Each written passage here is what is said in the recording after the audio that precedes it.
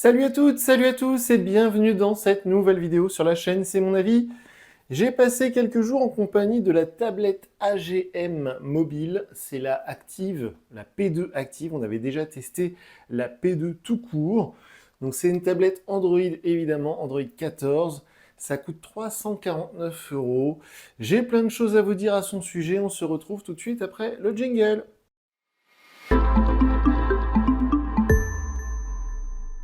Alors cette marque AGM Mobile, on l'a déjà vu sur la chaîne à de nombreuses reprises maintenant, puisqu'ils sont spécialisés à la base dans les smartphones renforcés.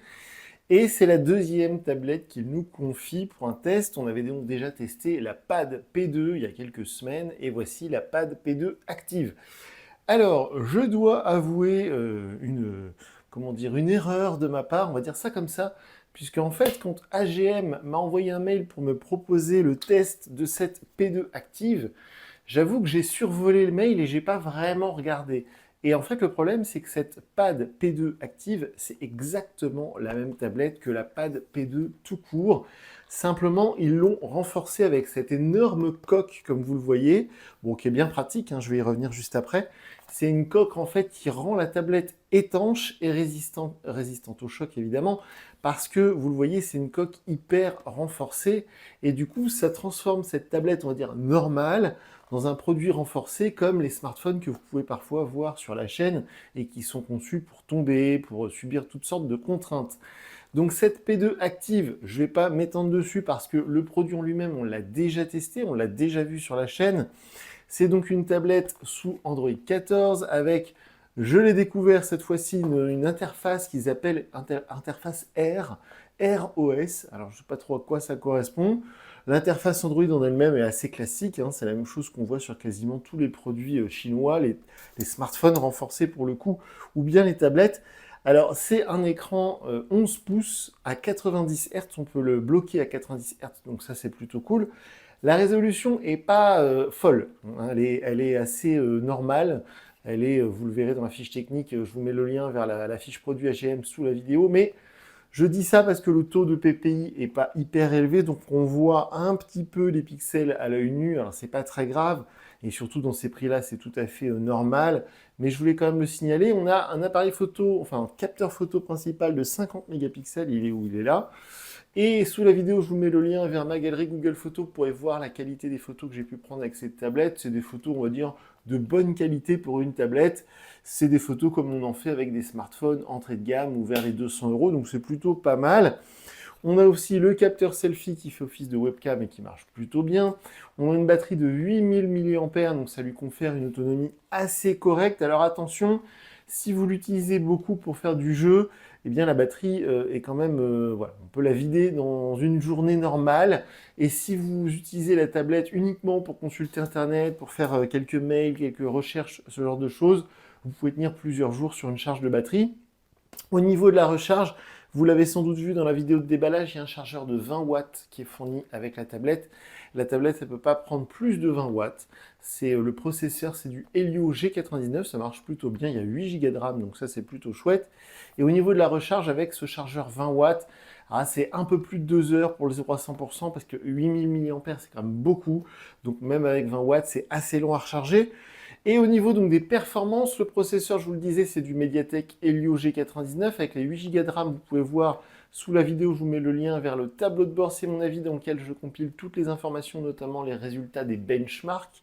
Et avec Geekbench 6, j'ai obtenu un résultat, on va dire correct, mais strictement identique à la Pad P2, on va dire standard, que j'avais déjà testé il y a quelques semaines.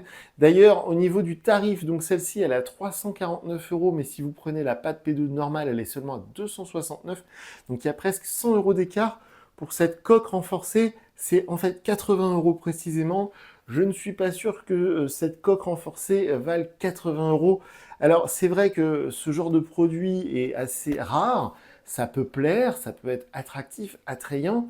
Cette espèce de fixation derrière, moi j'adore jouer avec cette espèce de gros rond là, c'est super pratique, on peut le tourner dans tous les sens. Donc ça c'est très très bien. Et effectivement, si vous avez par exemple un enfant ou si vous avez quelqu'un qui est vraiment maladroit, une personne âgée ou une personne... Il y a l'autre jour quelqu'un qui m'a envoyé un mail pour me demander un téléphone renforcé pour une personne handicapée. J'y pense jamais. Mais il y a des personnes effectivement qui ont du mal avec l'arthrose, des choses comme ça, à tenir un objet, à prendre un objet qui le font tomber sans arrêt. Donc ça peut être effectivement très pratique parce que là c'est vraiment fait pour. Bien évidemment, on ne peut pas comparer cette coque qui a été développée exprès pour ce produit à des coques universelles que vous pouvez trouver sur les sites genre Amazon ou AliExpress. Bien sûr, c'est absolument incomparable. Pour avoir vendu pendant des années des tablettes chez Darty par exemple, à chaque fois on me demandait des coques solides, résistantes, etc. Vous aurez beau acheter n'importe quelle coque du marché, rien ne vaudra ce genre de produit qui est développé exprès. Donc ça, évidemment, c'est un énorme avantage.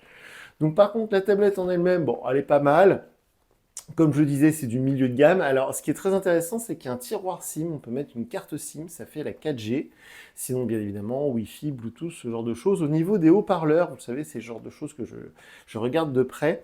On a donc 2 haut-parleurs avec 4 canaux, on va dire. C'est des petits trous, des petites grilles pour faire sortir le son.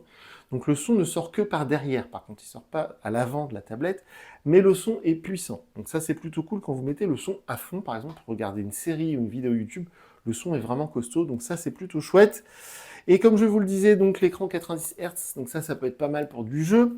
Il y a aussi la certification Wide Wine, c'est toujours dur à dire, L1, c'est une certification qui permet d'afficher du contenu, on va dire sécurisé, vous savez, le contenu genre Netflix, Amazon Prime. Pour des raisons de sécurité, maintenant, les produits Android, pour éviter le piratage, ils doivent avoir une certification Wide Wine. Donc celle-ci, elle là en plus, c'est du L1. Donc normalement, ça permet d'afficher de la HD. Donc ça, c'est plutôt chouette. Et bon, voilà, au niveau de tout ce qui est, on va dire, classique, standard, Android, ça marche plutôt bien, c'est stable, c'est fluide. Il n'y a pas d'application sponsorisée préinstallée, il n'y a pas de jeu préinstallé, il n'y a pas de choses comme ça qui va nous déranger. C'est-à-dire qu'il y a uniquement les applications Google et puis une ou deux applications qui a été développées par AGM. Donc ça, c'est plutôt cool parce que c'est vrai que sur les produits, on va dire bas de gamme, souvent on est obligé de subir des applications préinstallées, sponsorisées, etc. Là, c'est pas le cas. Le seul petit défaut, on va dire, mais là, c'est pas lié au modèle actif, mais c'est lié à l'interface, on va dire, de chez AGM, c'est que même quand on bloque la rotation automatique, en fait, on subit toujours la tablette en mode portrait. On ne peut pas la verrouiller en mode paysage. C'est assez agaçant. Donc moi, j'avais désactivé toutes les options de rotation automatique, ce qui fait que du coup, la tablette est forcément dans ce sens-là, ce qui peut être un peu énervant, parce que du coup, bah, tout ce qui est, on va dire par exemple la caméra, tout ça, c'est conçu pour être utilisé de cette manière-là. Et quand vous allez regarder des applications qui sont conçues pour tablette, par exemple justement par les Netflix, normalement, c'est plutôt dans ce format-là. Bon, alors ça, je pense que c'est plus lié à Android qu'à AGM Mobile, mais je voulais le signaler. Donc, c'est vrai que c'est une bonne tablette. Après 349 euros, c'est quand même un budget assez important. Évidemment, vous pouvez faire tout ce que vous souhaitez faire avec une tablette sur cette P2 active, mais si vous êtes du genre à prendre soin de vos affaires, eh bien la P2 tout court peut suffire et vous coûtera moins cher. J'avais adoré la Pad P2 parce qu'elle est très fine, très légère. Au niveau ressenti de l'objet, elle était assez qualitative. Là, sur ce modèle, tout de suite, on a quelque chose de très différent qui est conçu vraiment pour un autre public. Et donc, bon, 80 euros de plus, c'est vraiment le prix que vous allez payer en fait pour l'étanchéité. Alors, l'étanchéité, c'est vrai que sur une tablette, c'est une drôle d'idée parce que moi, perso, dans mon bain, par exemple, j'utilise plutôt mon smartphone. Mais si vous avez une piscine à la maison ou si vous voulez vraiment utiliser une tablette dans le bain pour regarder des séries ou autre, bon, bah là, si vous la faites tomber dans l'eau, c'est étanche. Ça peut être vraiment quelque chose d'intéressant. Hormis ça, c'est vrai que je pense que la P2 tout court est un meilleur choix. Cette P2 active, c'est vraiment pour un public bien particulier, bien spécial. Je termine en précisant qu'on peut déclipser complètement la coque, mais le problème, c'est qu'une fois que vous le faites, après, il faut la reclipser correctement pour être sûr justement de rétablir l'étanchéité. Donc je ne conseille pas de déclipser la coque, il y a tout un tas de clips tout autour pour l'enlever.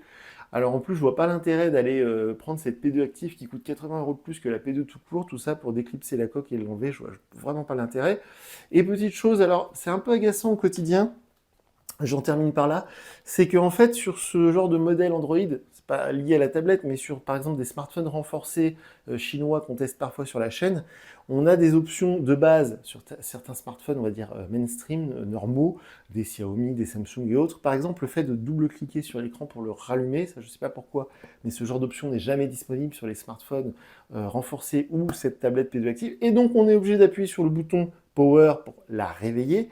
Et le problème, c'est que sur cette coque renforcée étanche, pour joindre le bouton Power, il faut appuyer super fort. C'est très pénible de le faire. Donc tout à l'heure, je parlais des personnes qui sont parfois handicapées ou qui ont des problèmes pour appréhender un objet. Le fait d'appuyer fortement à chaque fois sur le bouton, ça peut être un problème au quotidien. Voilà. Bon, alors si vous avez des commentaires, évidemment, les commentaires sous la vidéo sont ouverts, donc faites-vous plaisir. J'adore manipuler ce produit comme ça, je trouve ça très très drôle. Et je précise aussi que ça fait 500 grammes. Voilà, j'ai oublié de le dire, mais ça fait 500 grammes. Donc du coup, si vous avez des commentaires à faire sous la vidéo, les commentaires sont ouverts. Sinon, on est présent sur X, anciennement Twitter. Si je devais donner une note sur 10 à cette tablette, on serait à 7 sur 10. Hein, moi, je préfère la P2 tout court, qui est un bon produit, qui est Android 14, avec un bon processeur, qui est légère, qui est autonome, qui est plutôt performante, avec de bonnes photos. Celle-ci reprend tous les arguments que je viens de donner, sauf qu'elle coûte un peu plus cher et du coup, elle est plus lourde. Avec cette coque renforcée, évidemment, elle est un peu plus lourde. Donc bon, c'est un produit vraiment, vraiment spécial. Bon, bah voilà pour le test. Hein. J'ai plus grand-chose à en dire. Donc du coup, moi, je vous dis à très bientôt dans une nouvelle vidéo sur la chaîne. Salut!